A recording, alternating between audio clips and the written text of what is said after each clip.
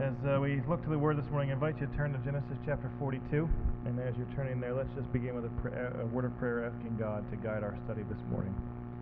Father God, we thank you for the joy of being here again. We thank you for this day, this Valentine's Day, that we are not only reminded of the human relationships in our life that we can know and experience love through, but also how that reminds us of your great love for us. And we're thankful for the day that we can set aside to remember it, to reflect upon it, and to worship you deeply for your love given to us in the person of Jesus Christ. As we look to your word now, I pray that you would just guide our time, give us understanding, give us focused attention as we look to your word, that we would allow it to speak to us and to challenge our hearts, that by its study we would grow in deeper grace and deeper knowledge of you, that we would ever be growing together as a body to become more like Jesus for the glory of your name. And so we commit this time to you. In your name we pray. Amen. Well, as we enter Genesis chapter 42, I'm going to have to ask you to hang on tight for a little bit on this one. Genesis chapter 42, as we begin into this chapter, we're going to cover a fair amount of ground in the next two sermons. That's not the next 2 weeks, because I won't be here next week. We'll be on vacation, and Dave, again, as Jeff mentioned, will be sharing in my absence. So you'll have to wait for the second part of this for 2 weeks from now. But it's going to cover a lot of ground. Thing is, with preaching through a narrative, through a history story, sometimes there's not a lot that you can necessarily pull out by way of truth or nuggets to apply, and so you kind of have to read full context. And as I read Genesis chapter 42, 43, and 44, there was a main idea, a big point that came out of it, but you have to get to the end of chapter 44 to get the full picture. Now, if you know anything about my preaching style, you know that's a lot of ground to cover for one person. And rather than just picking out the points that I want to use to prove that, I like to walk through the text, make sure we understand it, to highlight different points as we go through. And as I began to prepare this week, frantically trying to figure out how to squeeze all of this into 1 week, I realized that's hopeless. It's not going to happen. So, by the end of today, we're only going to make it to chapter 42, but it's going to really leave us in the middle of a thought, in the middle of a big idea and a big point that I hope to achieve and show through us through this 3-chapter narrative. These 3 chapters show one really big idea and one big point that actually at the end of it will spring a third message as we look to the New Testament to further dig deeply into the idea. And so I'm going to ask you to hang on tight as we look through this text. At the end, you might feel like I just left you hanging, because trust me, that's how I feel like I'm leaving it. But maybe it entices you to make sure you don't miss part 2, right? But we're going to work through this narrative and encapsulate this whole and try to understand. And what I want to try to begin to show us over the next 2 messages is that the grace of God is the power to change sinners. The grace of God is the power to change sinners. And what we're going to see as we work through this narrative is that this is now the time which Joseph re-encounters his brothers after 20-plus years of being in Egypt. And we're going to see what incredible thing God has done, not only in Joseph's life, but also now in the brothers' lives as well. And so I want to begin with a journey. A journey starts us off. Look at Genesis chapter 42, beginning in verse 1. Now when Jacob learned that there was grain for sale in Egypt, he said to his sons, "Why do you look at one another?" And he said, "Behold, I have heard that there is grain for sale in Egypt. Go down there and buy grain for us, that we may live and not die." And so 10 of Joseph's brothers went down to buy grain in Egypt. But Jacob did not send Benjamin, Joseph's brother, with his brothers, for he feared that harm might happen to him. Thus the sons of Israel came to buy among the others who came, for the famine was in the land of Canaan. Now we understand, we know from the context, remember the story, the narrative has been going, that Pharaoh had his 2 dreams, right? He dreamed that the skinny cows ate the fat cows, but they didn't get any fatter. He saw that the thin grains of stalks ate the big ones, and they didn't look any better for it. We understand the interpretation was that 7 years of great abundance was going to come, which was going to be swallowed up by 7 years of now great famine in the land. And not just in Egypt. As we see here, the famine spread up through Canaan, throughout the surrounding lands, And it was, as God said it would be, very severe. And so there comes a point when Jacob realizes, we are out of food, but I've heard that there is food in Egypt, so we need to go in there and get food, or else we're going to perish. And so they begin to feel the weight of the famine as well. And it's funny because he says to them, why are you looking at one another? I mean, again, personalize the text. Recognize what this is human beings we're dealing with. It's almost like the brothers are standing around gawking at each other going, I don't know what to do. Do you know what to do? I don't know what to do. I don't know what to do. And they're like dumbfounded, but they don't know what to do. And Jacob's like, we've heard there's food in Egypt. Why are you sitting there staring at each other? Go. That's kind of the tone that I read into this text, right? It's like the boys, these are grown men at this point. They were before Joseph was sold, because remember, Joseph was one of the younger boys. And they're just standing around, not knowing what to do, and so Jacob kind of kicks them into gear and sends them down. Now understand, here's a little map of the area. It's somewhat small, but hopefully you can see it. If you have the YouVersion app, you might be able to see a little bit closer. But this is Canaan, where they began, and down to Egypt. Now you imagine, now from here it doesn't look real long, right? Short trip. But remember, this is not this scale, number one. Number two, they're going by camel or donkey or something. They don't have vehicles or trains or planes or boats to get them there. This is approximately a 200-mile journey, which is at least 10 days. But this is the journey that they have to make, and there's multiple lines, if you can see it, different colors, because it differentiates each of the different trips that have been made by these brothers throughout these preceding chapters, or coming chapters. So he sends them down from Canaan to Egypt. However, it says he does not send Benjamin. And Benjamin is the child of Jacob and Rachel, right? The second and only child of Jacob and Rachel, Joseph's full brother rather than half-brother. And we're told that Jacob does not send him down because he feared that something would happen to him. He was not willing to risk him after the death, quote-unquote, of Joseph. And what I want to make the first point is simply this. Israel is allowing fear to consume and control them. Now, we talked back at the beginning of 2020, back in March, at great length about fear. When all this pandemic and the concern first started, we didn't know what we were dealing with, and there was a lot of fear and uncertainty, and we took some time on a Sunday through virtual church, which everyone was reminded last week I really hate. This is so much better, right? So weird talking to a computer screen. But I'm glad we have the medium, but it's just very different. But we talked in that vein, right, about fear. But I want to remind us here that fear,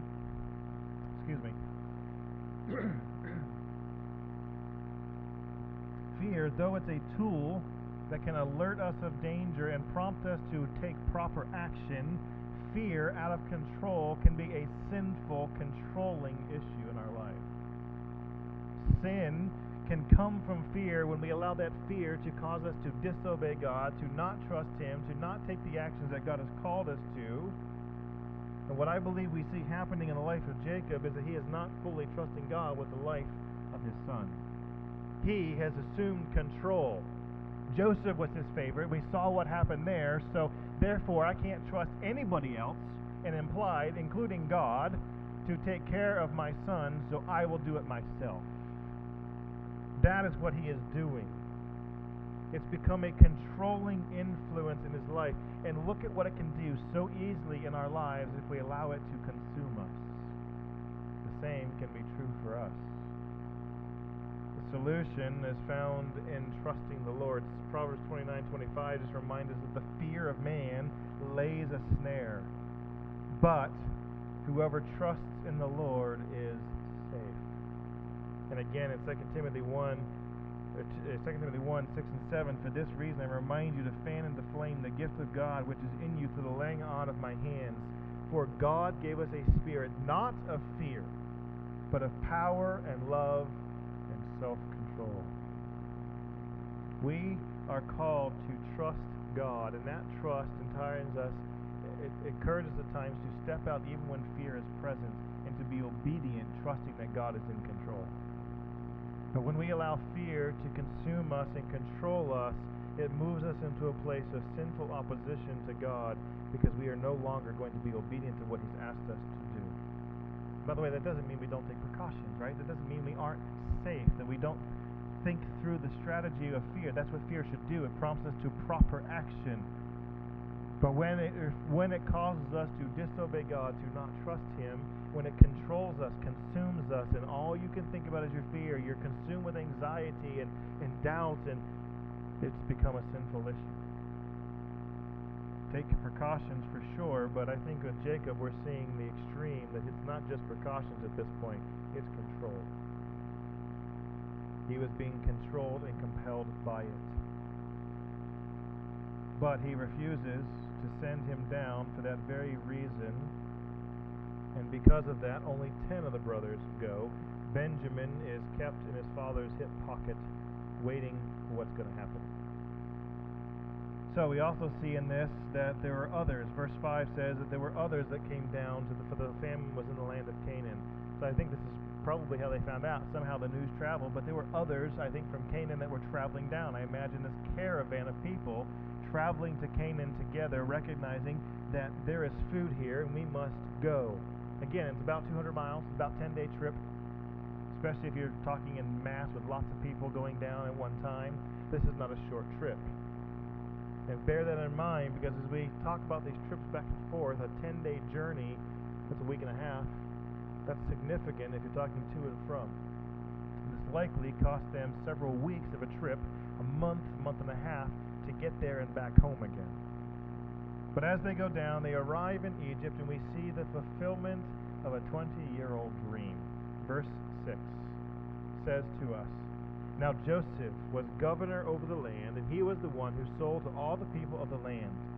And Joseph's brothers came and bowed themselves before him with their faces to the ground." Now I separate this verse out, even though it's kind of a smack in the middle of, if you have a paragraph version Bible, it's smack in the middle of a paragraph, but I pull it out to be its own point because it's so significant. In order to get food, these brothers have to go before the one who sells the food, which is Joseph. Now, I'm sure there were other people. They stored up food in every major city in Egypt. There wasn't just one storehouse, I don't believe. I believe there were several throughout the land of Egypt. But of course, by divine providence, they came to the one where Joseph was. They arrived at that one, and they ended up bowing themselves before him. And voila, guess what you have? Fulfillment of dream number one that Joseph had over 20 years ago. Isn't that amazing? It took 13 years of slavery and prison, and then 7 years of abundance of gathering that food, and then however long it took for the famine to get so severe that they were out of food. I imagine maybe Jacob and his family lived for 6 months to a year, perhaps, on what they had before they were out. Well, I find out later on, he says there's still 5 more years of this, which means I think the first 2 visits happened within probably the first or second year of this famine, because it's a month journey back and forth. We don't know how long it was, but it was several months into the famine, I believe, at least. But I want you to notice something here as well, something that is profound. And I hope as we're studying through Genesis, you've seen the pattern. Have you noticed how God takes his time in fulfilling his promises? Who else waited 20 years for a promise to be fulfilled? Anybody remember? Abraham. It took 20 years for Isaac to come. Who else besides him waited 20 years for a promise to be fulfilled? Isaac and Rebekah. It took 20 years for the twins to come along. It's about the same time frame as Abraham waited for Isaac, didn't it?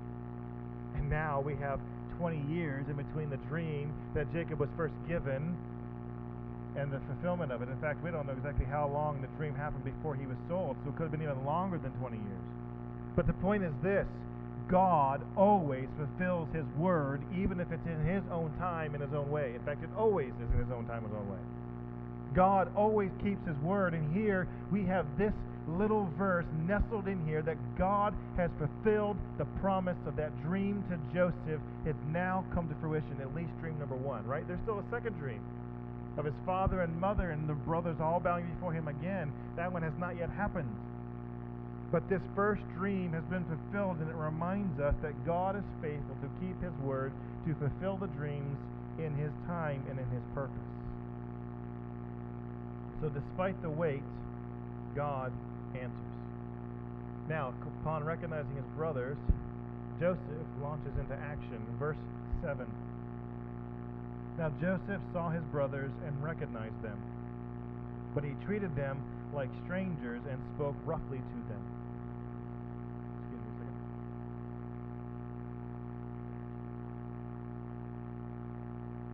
Where do you come from? He said. They said, from the land of Canaan to buy food. And Joseph recognized his brothers, but they did not recognize him. And Joseph remembered the dreams that he had dreamed of them, and he said to them, You are spies. You have come to see the nakedness of the land. And they said to him, No, Lord, your servants have come to buy food. We are all sons of one man. We are honest men. Your servants have never been spies. He said to them, No, it is the nakedness of the land you have come to see. And they said, We are your servants, our 12 brothers, the sons of one man in the land of Canaan. And behold, the youngest is this day with our father, and one is no more. But Joseph said to them, It is as I said to you, you are spies, and by this you shall be tested. By the life of Pharaoh you shall not go from this place, unless your youngest brother comes here. Send one of you, and let him bring your brother while you remain confined, that your words may be tested, whether there is truth in you. Or else, by the life of Pharaoh, surely you are spies. And he put them all into custody for 3 days. On the third day, Joseph said to them, Do this, and you will live, for I fear God. If you are honest men, let your brothers remain confined where you are in custody, and let the guests go and carry grain from the famine for your households, and bring your youngest brother to me. So your words will be verified, and you shall not die. And they did so. Brothers show up, and Joseph immediately recognizes them, right? Now, they didn't recognize him, but that would make sense, right? He's now full Egyptian. He's dressed like an Egyptian. He's dressed as the authority of Egyptian. He's speaking Egyptian. We'll find out later there's an interpreter between them. He is not the same Joseph that they knew, and so, of course, it makes sense. They're not going to recognize him, but he recognizes them easily enough. And he places a test before them. Now, there's two ways to look at this test. As I've wrestled through this and worked through this a little bit, there's two ways to do it. I personally don't think that this is being done out of spite and vengeful and anger as brothers for what they've done for him, because of what he says to us in Genesis 45:4. Genesis 45:4, he will later tell his brothers, Come near to me, please, and they came near. And he said, I am your brother Joseph, whom you sold into Egypt. And now do not be distressed or angry with yourselves because you sold me here, for God sent me before you to preserve life. For the famine has been in the land these 2 years, and there are yet 5 years in which there will be neither plowing nor harvest. And God sent me before you to preserve for you a remnant on earth, and to keep alive for you many survivors. So it was not you who sent me here, but God. He has made me a father to Pharaoh, and lord of all his house, and ruler over all the land of Egypt. See, Joseph later tells him, Listen, it wasn't you who sent me here. God sent me here because I needed to be here to rescue and to save lives, and God sent me here for that purpose. And I don't think it took Joseph long to figure that out. I think the minute Joseph stood before Pharaoh and Pharaoh gave the dreams, he interpreted the dreams, and God raised him up to the second most powerful man in all the known world at the time, Joseph immediately knew. And it's likely because of the character of Joseph that he was a man that in that moment forgave his brothers and worked through his own heart issues and did not treat them with any animosity because he recognized the hand of God upon his trial, and he had peace with that. That's my personal take. You could also look at it from the other standpoint, that he saw them, and immediately that fleshly anger rose up, and he treated them gruffly. But when he heard their words later on, when they're in prison, that softened his heart. It could be, but I tend to think that Joseph, by this point, had already worked through the anger and the hurt of his brothers, and long since dealt with it, recognizing what God had done. And for this reason, when his text says he treated them gruffly, I don't take it that this is being done out of anger or spite. I believe this is the beginning of Joseph and his wisdom in testing his brothers to see whether or not they had changed, whether or not they were the same men that sold him, in fact, plotted his death before they actually sold him. I believe that from the beginning, Joseph had a plan to test them to find out, but he also wanted to find a way to find out about his father and his brother and or get chance to see them. We see throughout the text in Genesis 43, verses 6 and 7, and again later in 26 through 28, that he inquires at great length about his father. That we see in Genesis 42, 15 to 16, and Genesis verses 18 to 20, and then chapter 43, verse 7, and then 29 to 30, and then 43, 34, the great lengths he goes through to inquire about his brother and to treat him and his emotional response when he sees him. I believe that part and parcel of Joseph's plan was to find a way to hear word of his father and brother and manipulate or coordinate them being able to arrive in Egypt so he can see them. It's been over 20 years. And he wants to have connection with them. And so I believe that from the beginning this has been a test. This is done to find out whether they're changed and to coordinate seeing his father and brother again. In verse 9, we are told that he remembered the dream.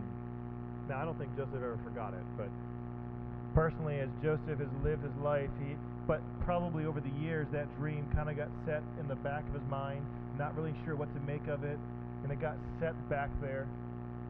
And the moment his brothers bowed before him, I imagine that thing came flooding back in full force. And perhaps he's putting pieces together, and he's seeing the fullness of God's plan come to fruition. And he remembers the dream in that particular moment. But as part of his plan, he accuses these men of being spies. Of course, they deny it. They say, no, we're not spies. We're honest men. We're 12 brothers of the same father. And then they got to explain themselves. Wait. We just said there's 12 of us, but there's only 10 here, right? So then they got to explain. One's back home with Papa, right? The other one is no more, which literally is non-existent or not there. It's not an explicit statement of death, but it's a very strong illusion. He's no more, meaning he is dead. He's not here. He's not existent. And so for over 20 years, even without Papa here, they have persisted in this lie that he was killed. Of course, for all they know, he is dead now. They don't know what happened to him. They sold him, and I don't think the life of slaves was very highly cherished and valued. It's very likely he ended up in death. But they don't know, but they continue to put forth that's the truth. And he insists that they are spies, and they insist that they are not. He says, the only way you're going to prove to me you're not is if your brother comes here and shows himself to me. Again, that's the ploy to get Benjamin to Egypt. He wants to see his brother. He has not seen them in a long time. And so he puts this test before them. He says, you will prove your faithfulness if you bring him here. And for 3 days he throws them in prison for them to think about it.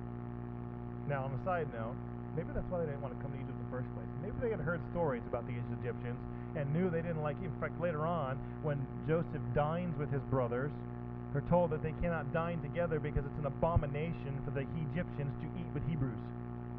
And so likely they had heard stories. They were not well favored in Egypt. They didn't want to go there because it was treacherous and dangerous, and now they've just had their worst fears realized, right? That's probably what I think is kind of the context of what's happening here. And so you have to wonder what they're sitting there talking to themselves about when they're in that prison cell for 3 days. But after 3 days, Joseph calls them forth and repeats his instruction, but this time says, listen, instead of all of you staying and one of you going, I'm going to let all of you go, but one of you has to stay until your brother arrives here. And he says, listen, I fear God. And the word he uses for God is Elohim. This is a term that they would understand as the one true God, not one of the pagan gods of Egypt. When he says, listen, I fear God, he's saying, I fear your God.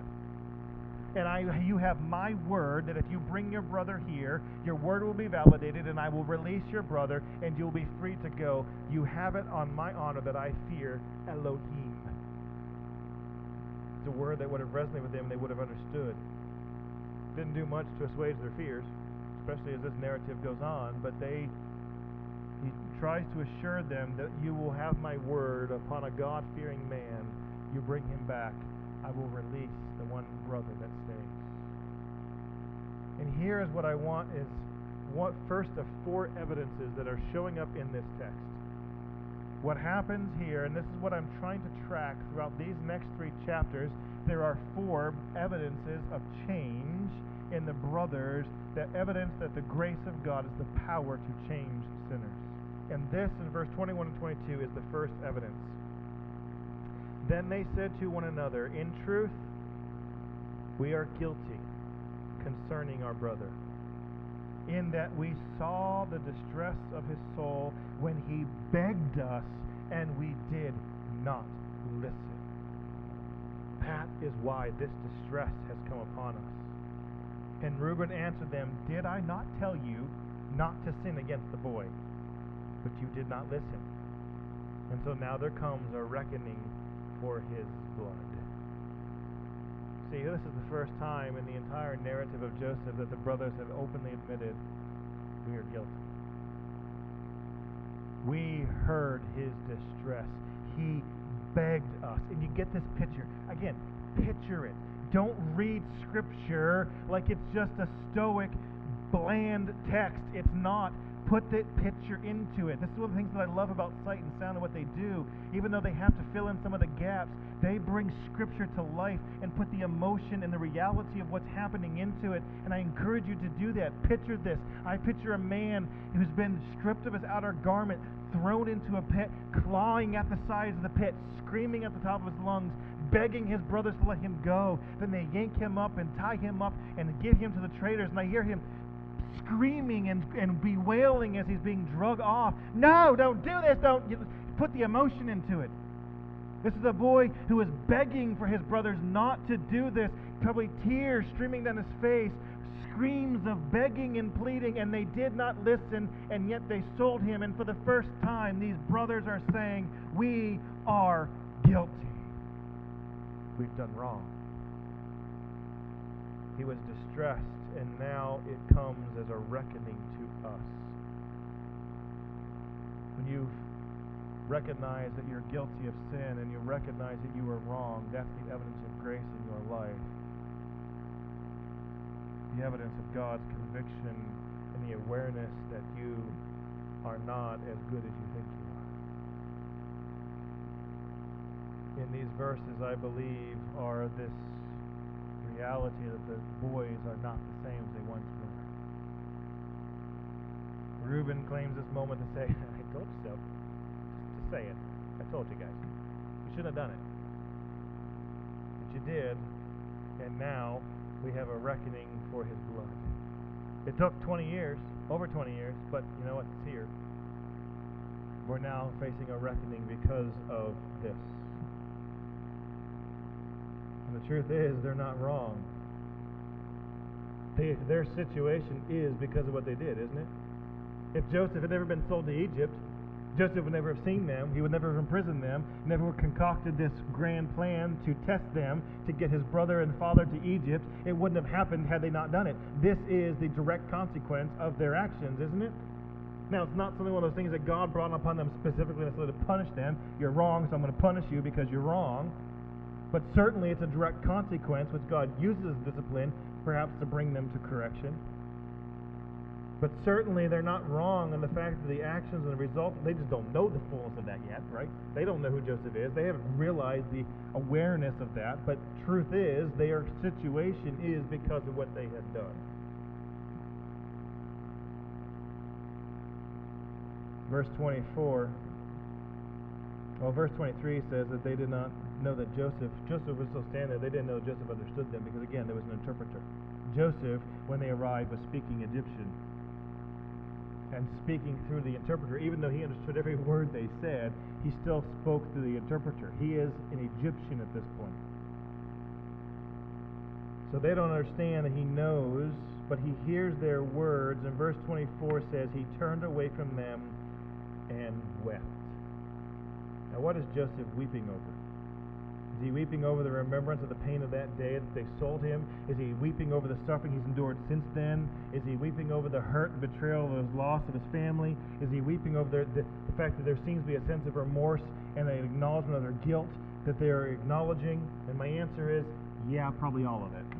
I mean, that moment had to have been so incredibly emotional. So many emotions conflicting through him. He had probably long ago dealt with it, but now they are here before him. And now they're actually acknowledging that they were wrong. And he probably sees there's a glimmer of hope here. Maybe they're not the same. And he can't handle it. And so he weeps. But this, in these few verses, is the evidence, the first evidence that we'll see in these 3 chapters that they are different and the grace of God has worked a change. From here, they depart to head back home. Verse 25 to 28. And Joseph gave orders to fill their bags with grain, to replace every man's money in the sack, and to give them provisions for the journey, and this was done for them. Then they loaded their donkeys with their grain and departed. And as one of them opened up his sack to give his donkey fodder at the lodging place, he saw his money in the mouth of the sack, and he said to his brothers, "My money has been put back. Here it is in the mouth of my sack." And at this their hearts failed them, and they turned trembling to one another, saying, "What is this that God has done to us?" So they depart. Simeon's the one chosen, not sure if he volunteered, not sure why he was chosen, but he was chosen, so they bind him, put him in prison. Their bags are then filled with grain to be taken back home, and Joseph instructs the steward of his house, put their money bags back in the mouth of their bags, and send them on their way. I'm not charging them for this.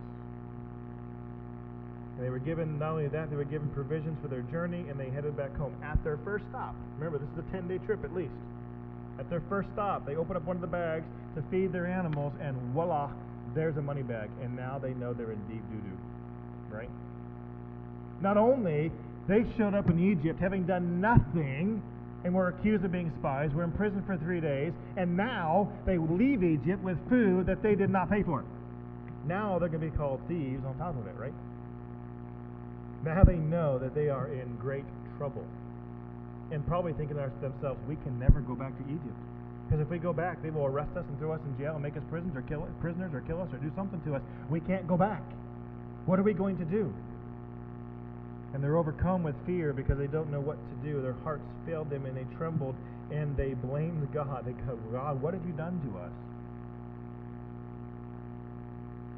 When they get home, they find out the situation's even worse than that. Verse 29, when they came to Jacob, their father, land of Canaan, they were told that all had happened to them, saying, "The man, the Lord of the land, spoke roughly to us and took us to be spies of the land. But we said to him, 'We are honest men. We have never been spies. We are 12 brothers, sons of our father. One is no more, and our youngest this day is with our father in the land of Canaan.' Then the man, the Lord of the land, said, 'By this I shall know that you are honest men. Leave one of your brothers with me, and take the grain for the family of your households, and go your way. Bring your youngest brother to me, then I shall know that you are not spies, but honest men, and I will deliver your brother to you, and you shall trade in the land.' And as they emptied their sacks, behold, every man's bundle of money was in his sack. And when they and their father saw the bundles of money, they were afraid. And Jacob their father said to them, 'You have bereaved me of my children.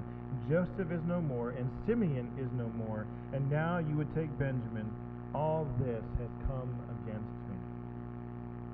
So they return home, they relate their stories to their father. And then as they open their sacks to empty the grain and store it where they store it, they discover it wasn't just one man's money bag that was returned, it was all 10. And now they realize we're in trouble. Because we don't know how it got here. We didn't take it, but certainly we have no defense for how it got here. And we're going to be accused of thievery from the nation of Egypt. And that man already had put us in prison. Israel is beside himself. And here he blames the death of his children on them. He says, "You have bereaved me of my children." Now, he doesn't know. He's not aware that the brothers are actually legitimately responsible for Joseph's death, quote unquote.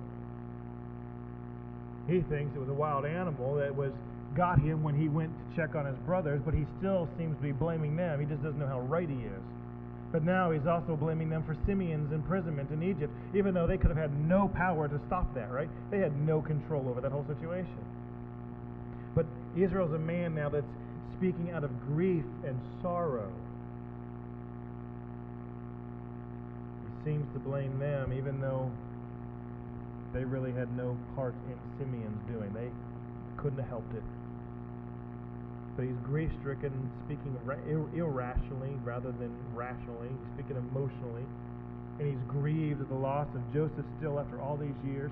And now he's grieved at the loss of Simeon. And now he's grieved the fact that Benjamin is now at risk because he's the key to resolving all of this. It comes down to Benjamin, and he is loath to release him. And in that moment, in this exchange, here's the second evidence of change, that these men are not who they were so many years before.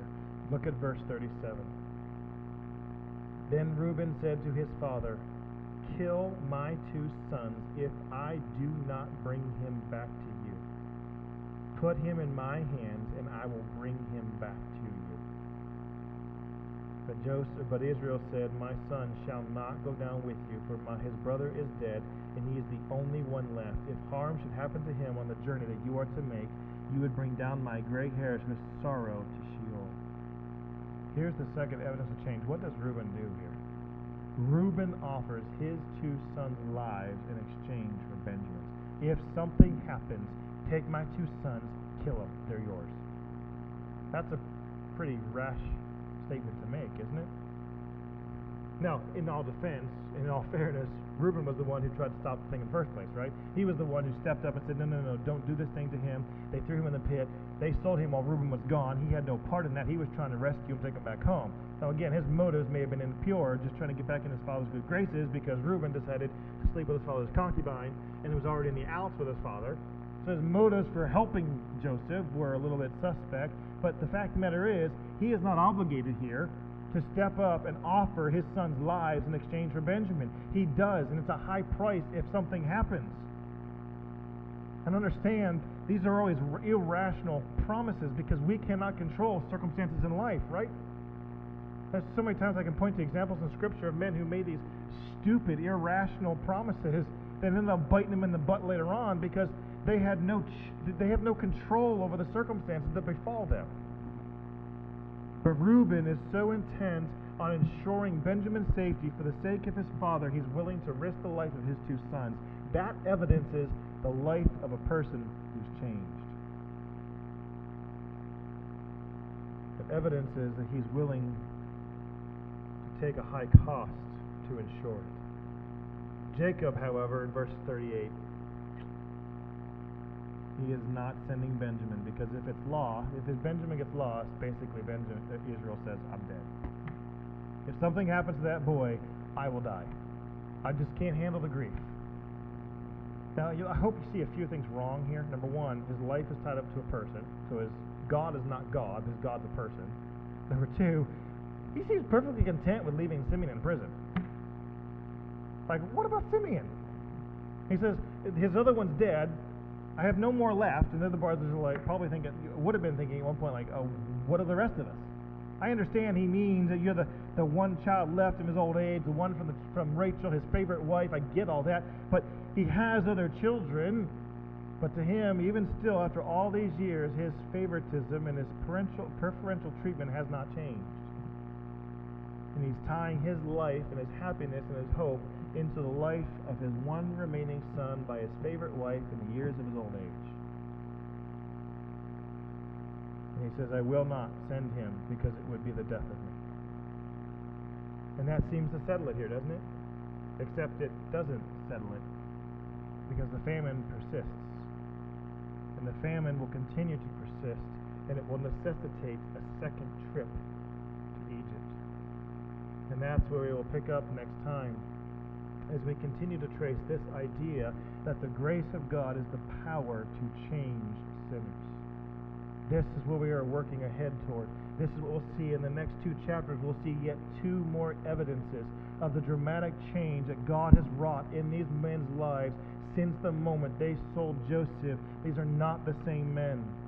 There's been a work of grace in their life that has affected change, that has brought them to a different place. And after we see the conclusion of that in Genesis, we're going to jump to the New Testament and show you that how from the New Testament scriptures that grace is the power to change sinners. But for now, I want to leave you with this question. Do you truly believe The power and grace of God has the ability to change lives. And I don't want you just to shout out your answer or to think it in your head without meditating upon it. Because here's what I see so many times happening. We say yes to the answer to that question, but we don't treat people like it's true. We don't give them second and third and fourth and fifth and 10th and 20th and 100 and 1,000 chances because we don't believe really that they're ever going to change. And when someone comes to us and says that they've changed and that they are different and God is working in their life, we don't often give people the benefit of the doubt. We don't trust it. We don't have patience and grace to see the work of grace in their life. We say, yes, we believe it can change lives, but so many times we don't treat people like it does.